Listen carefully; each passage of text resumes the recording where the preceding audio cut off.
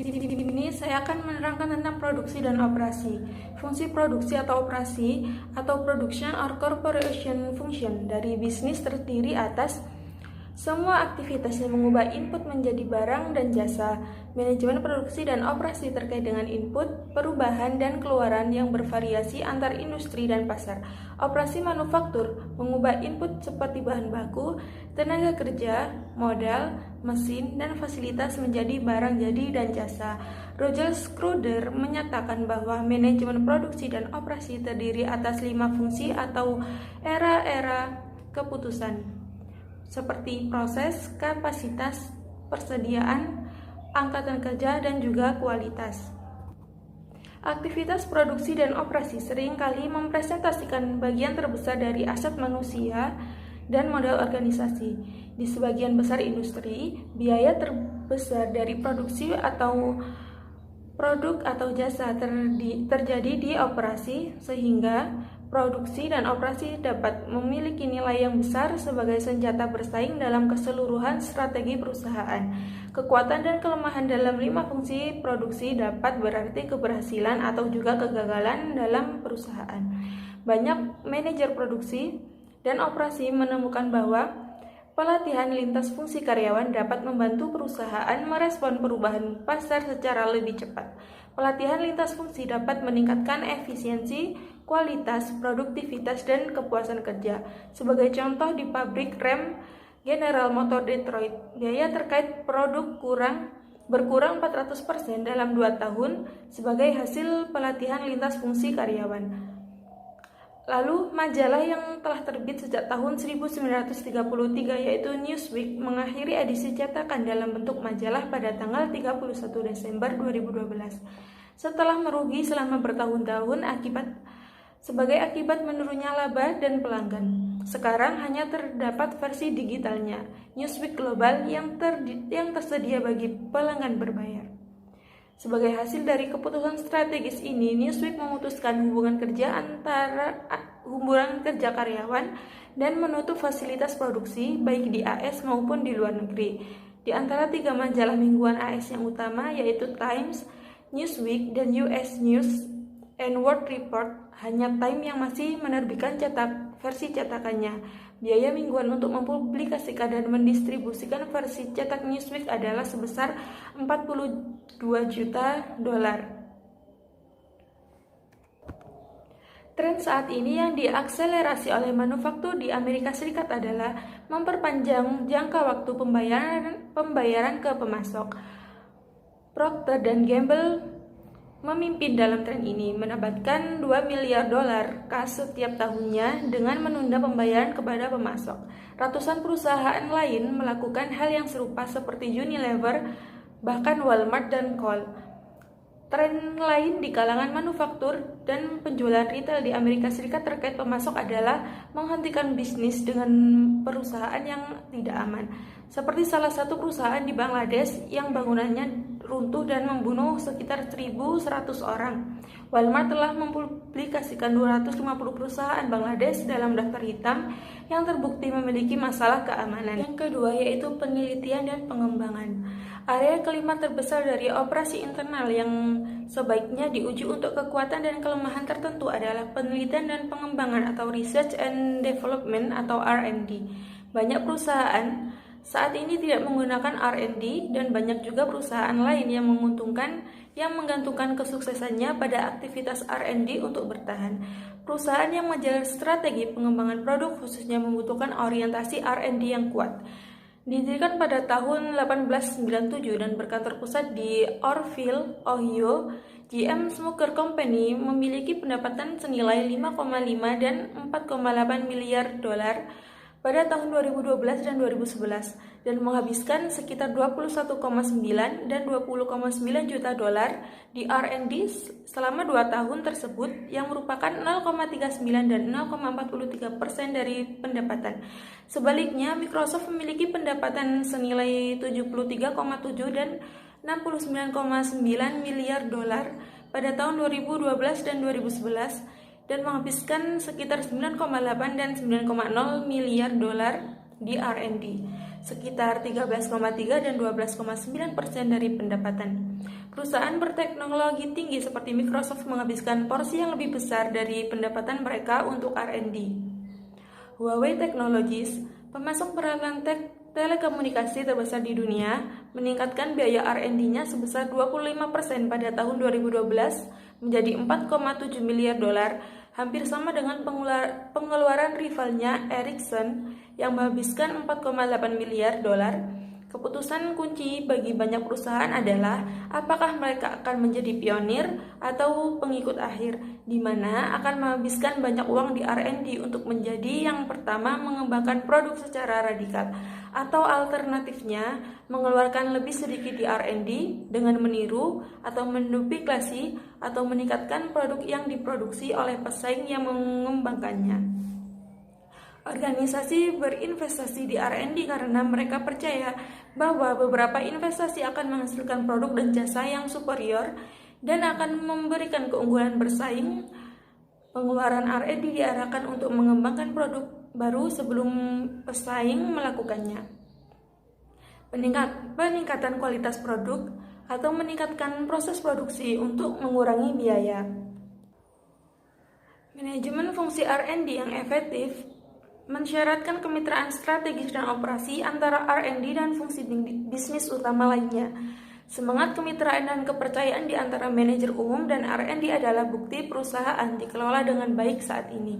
Manajer di perusahaan-perusahaan ini secara bersama mengeksplorasi, mengukur, dan menentukan apa, kapan, di mana, mengapa, dan seberapa banyak R&D. Prioritas, biaya, manfaat, resiko, dan penghargaan berkaitan dengan aktivitas R&D didiskusikan secara terbuka dan disebarkan. Misi keseluruhan R&D kemudian menjadi berbasis luas, termasuk mendukung bisnis yang sudah ada, membantu membuka bisnis baru, mengembangkan produk baru, meningkatkan kualitas produk, meningkatkan efisiensi manufaktur, dan memperdalam atau memperluas kapabilitas teknologi perusahaan. Lalu, perusahaan yang dikelola dengan baik saat ini berusaha untuk mengorganisasi aktivitas R&D dengan cara menghancurkan isolasi R&D dari sisa perusahaan dan membuat semangat kemitraan antara manajer R&D dan manajer lain dalam perusahaan. Keputusan dan rencana R&D harus terintegrasi dan terkoordinasi di antara departemen dan divisi melalui saling berbagi pengalaman dan informasi antar departemen. Proses manajemen strategik memfasilitasi pendekatan lintas fungsi dalam mengelola fungsi R&D. Lalu ada penelitian dan pengembangan internal dan eksternal. Pendistribusian biaya untuk aktivitas-aktivitas R&D bervariasi di perusahaan dalam industri. Namun total biaya R&D secara umum tidak melebihi biaya produksi dan pemasaran. 4 pendekatan umum untuk menentukan alokasi anggaran R&D yang secara umum digunakan adalah: yang pertama, ada membiayai sebanyak mungkin proposal proyek; yang kedua, menggunakan metode persentase penjualan; yang ketiga, ada menganggarkan jumlah yang sama yang dihabiskan pesaing untuk R&D; atau yang keempat, memutuskan beberapa jumlah produk yang baru yang berhasil dan dibutuhkan serta menghitung ke belakang perkiraan investasi R&D yang diperlukan. R&D dalam organisasi memiliki 2 bentuk dasar. Yang pertama, R&D internal, di mana organisasi mengoperasikan departemen R&D-nya, atau yang kedua, mengontrak R&D, di mana perusahaan memperkerjakan peneliti independen atau badan independen untuk mengembangkan produk tertentu. Banyak perusahaan menggunakan kedua pendekatan untuk mengembangkan produk barunya. Pendekatan yang digunakan secara luas untuk memperoleh bantuan R&D dari pihak luar adalah untuk mengadakan ventura bersama dengan perusahaan lain. Kekuatan R&D atau kapabilitas dan kelemahan atau batasan memainkan peranan penting dalam formulasi strategi dan implementasi strategi. Sebagian besar perusahaan tidak memiliki pilihan, namun terus mengembangkan produk yang baru dan berkembang karena perubahan kebutuhan dan selera konsumen. Teknologi baru memperpendek siklus hidup produk, serta meningkatkan kompetisi domestik dan asing. Keusangan ide untuk produk baru, meningkatkan kompetisi global, meningkatkan segmentasi pasar, kelompok kepentingan khusus yang kuat, dan meningkatkan regulasi pemerintah, dan beberapa faktor menjadikan keberhasilan pengembangan produk baru lebih sulit, beresiko, dan memakan biaya. Dalam industri farmasi, contohnya, hanya satu dari beberapa ribu obat yang dibuat di laboratorium berakhir di rak penjualan apotek. Scapello, Bolton, dan Holfer menekankan bahwa perbedaan strategi membutuhkan kapabilitas R&D yang berbeda. Sekian, terima kasih. Oke, baik. Assalamualaikum warahmatullahi wabarakatuh. Langsung saja di sini saya akan menyambung materi dari teman-teman saya yang sebelumnya yakni mengenai sistem informasi dari sebuah manajemen. Langsung saja di sini tujuan dari adanya sistem informasi manajemen ini adalah untuk meningkatkan kinerja dari sebuah perusahaan dengan meningkatkan kualitas keputusan manajerial. Bagaimana langkah-langkahnya di sini adalah dengan cara mengumpulkan, memberi kode, menyimpan, dan menyajikan informasi sehingga dapat menjawab pertanyaan-pertanyaan operasi strategik yang penting. Inti dari sistem informasi manajemen sendiri adalah pusat data yang berisi catatan dan data yang penting dari sebuah manajer. Jadi seperti itu untuk sistem informasi manajemen. Di sini ada beberapa contoh dari audit sistem informasi manajemen. Di sini ada beberapa contoh pertanyaan yakni diantaranya yang pertama adalah apakah sebuah manajer dari sebuah perusahaan menggunakan sistem informasi untuk membuat sebuah keputusan. Yang kedua, apakah ada chief informasi officer ataupun direktur sebuah informasi di dalam sebuah perusahaan. Yang ketiga adalah apakah data dalam sistem informasi diperbarui secara reguler. Jadi itu ya beberapa contoh dari audit sistem informasi manajemen. Selanjutnya adalah analisis rantai nilai. Analisis rantai nilai ini mengacu pada proses di mana perusahaan menentukan biaya yang terkait dengan aktivitas sebuah organisasi, dari pembelian bahan baku dan pembuatan produk hingga pemasaran produk ini sendiri. Analisis rantai nilai ini bertujuan untuk mengidentifikasi di mana keuntungan atau kerugian biaya terendah terjadi dimanapun di sepanjang rantai nilai, dari bahan baku ke aktivitas pelayanan sebuah pelanggan. Seperti itu. Analisis rantai nilai ini memungkinkan sebuah perusahaan untuk lebih baik di dalam mengidentifikasi kelemahan dan kekuatannya, khususnya jika dibandingkan dengan analisis rantai nilai pesaing dan data mereka sendiri yang diuji dari tahun ke tahun. Seperti itu.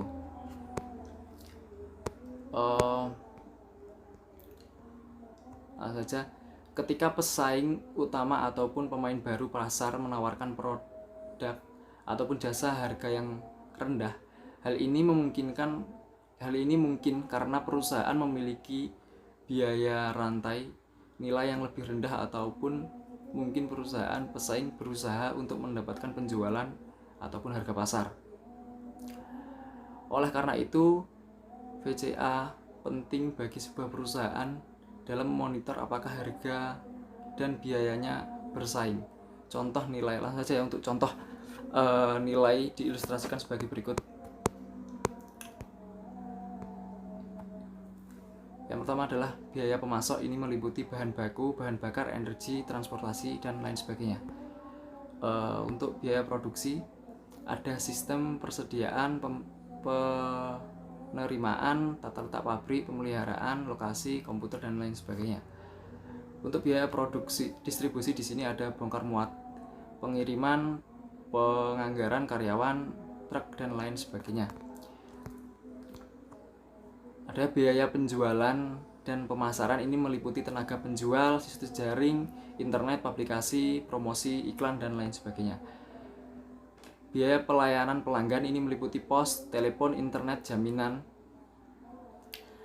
Lalu biaya manajemen ini meliputi sumber daya manusia, administrasi, manfaat pegawai, hubungan tenaga kerja, manajer, pengawal, keuangan, dan hukum. Itu ya. Rantai nilai berbeda di antara industri dan perusahaan. Sementara itu, produksi kertas seperti stone container akan memasukkan sebuah perusahaan penebangan kayu, bubur kertas, dan pembuatan kertas dalam rantai nilainya.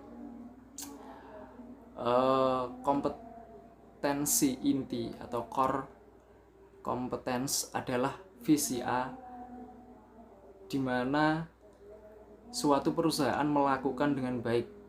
Ketika kompetensi ini berevolusi menjadi sebuah keunggulan bersaing utama, hal ini disebut sebuah kompetensi khusus.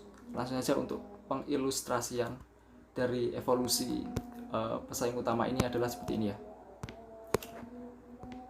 Yakni pertama adalah kompetensi inti dalam beberapa aktivitas, lalu beberapa kompetensi inti berevolusi ke dalam kompetensi khusus, lalu aktivitas rantai nilai yang diidentifikasi dan dapat diukur, lalu yang terakhir ada beberapa kompetensi khusus menghasilkan sebuah keunggulan kompetitif.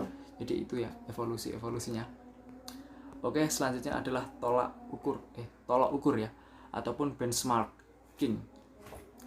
Ini adalah alat analisis yang digunakan untuk menentukan apakah VCA dari sebuah perusahaan lebih kompetitif jika dibandingkan dengan perusahaan pesaing. Dan ini dilakukan untuk memenangkan sebuah harga pasar ya. Tolak ukur ini memerlukan pengukuran aktivitas rantai nilai di industri untuk menentukan praktik terbaik ataupun best practice di antara perusahaan-perusahaan yang bersaing untuk menduplikasi atau meningkatkan praktik dari perusahaan mereka. Di sini ada beberapa kebagian. Tersulit dari untuk melakukan benchmark ini sendiri adalah memperoleh akses VCA perusahaan lain dengan biaya terkait. Sumber-sumber umum informasi benchmark ini meliputi publikasi laporan perdagangan, pemasok, distributor, pelanggan mitra, kreditur, pemegang saham, pelobi, dan perusahaan pesaing. Beberapa perusahaan pesaing berbagai data benchmark, namun International Benchmarking Clearinghouse memberikan pedoman untuk membantu meyakinkan bahwa pembatasan perdagangan, penetapan harga, lelang gelap, penyuapan, dan pelaksanaan bisnis tidak sesuai lainnya tidak akan terjadi dari perusahaan partisipan. Jadi tidak akan melakukan hal tersebut. Sekian pemaparan materi dari kelompok kami yang dapat kami sampaikan. Mungkin ada beberapa banyak kurangnya, kami mohon maaf.